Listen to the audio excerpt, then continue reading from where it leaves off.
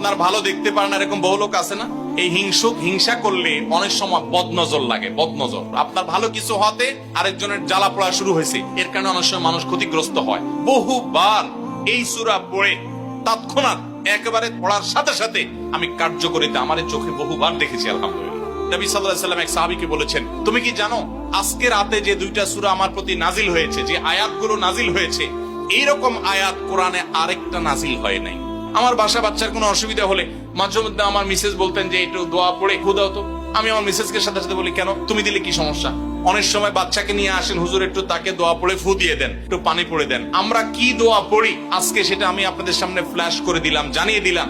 আপনার যদি কোনো বিপদ হয়, আজকে অনেক ভাই প্রশ্নে লিখেছেন, অনেক সময় মানুষ বলে, ভাই আমার বাচ্চাটার এই সমস্যা, আমার ওই ওয়াইফের এই সমস্যা, আমার স্বামীর এই সমস্যা, আমার এই সমস্যা, আমরা আল্লাহর কাছে আশ্রয় চাইতে জানি না। আজকে শিখে যান, এই দুইটা সূরা নাজিল হওয়ার যে প্রেক্ষাপট, সেই ঘটনা শুনলে আমাদের ঈমান আরো বেড়ে যাবে ইনশাআল্লাহ। নবী সাল্লাল্লাহু আলাইহি ওয়াসাল্লাম একবার অসুস্থ হয়ে পড়েছেন এবং অসুস্থতাটা এত মারাত্মক ছিল যে আমাদের আয়েশা রাদিয়াল্লাহু আনহা বলেছেন, অনেক কাজ তিনি করেন নাই অথচ তিনি বলতেন তিনি করেছেন, মানে তার মনে হতো তিনি করেছেন। আবার অনেক কাজ তিনি করেছেন তিনি ভুলে যেতেন, মানে এরকম একটা অবস্থা তার তৈরি হয়েছে যে স্বাভাবিক না অস্বাভাবিক, আমাদের অনেকের হয়।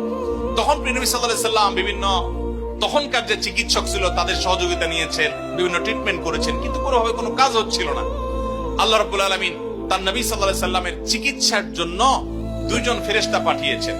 তাদের একজন ফেরেশতা নবী সাল্লাল্লাহু আলাইহি ওয়াসাল্লাম স্বপ্নে দেখছেন যে একজন ফেরেশতা তার মাথার কাছে এসে দাঁড়িয়েছে নবী সাল্লাল্লাহু আলাইহি ওয়াসাল্লামের, আরেকজন ফেরেশতা নবী করিম সাল্লাল্লাহু আলাইহি ওয়াসাল্লামের পায়ের কাছে এসে দাঁড়িয়েছে। মাথার কাছে যে ফেরেশতা দাঁড়িয়েছেন, ওই ফেরেশতা পায়ের কাছে থাকা ফেরেশতাকে জিজ্ঞাসা করছিলেন যে এই লোকটার কি হয়েছে, অর্থাৎ নবী সাল্লাল্লাহু আলাইহি ওয়াসাল্লামের কি হয়েছে। তখন পায়ের কাছে থাকা ফেরেশতা, খুব মনোযোগ সহকারে শুনেন, পায়ের কাছে যে ফেরেশতা দাঁড়ায় ছিলেন উনি বলতেছেন, ওনাকে, অর্থাৎ আমাদের নবী সাল্লাল্লাহু আলাইহি ওয়াসাল্লামের কথা বলছেন, ওনাকে জাদু করেছে। পায়ের কাছে থাকা ফেরেশতা এটা বলার পর মাথার কাছে থাকা ফেরেশতা আবার জিজ্ঞাসা করলেন, কে জাদু করেছে? পায়ের কাছে থাকা ফেরেশতা তার নামও বলেছে, লবিদ ইবনে আসম।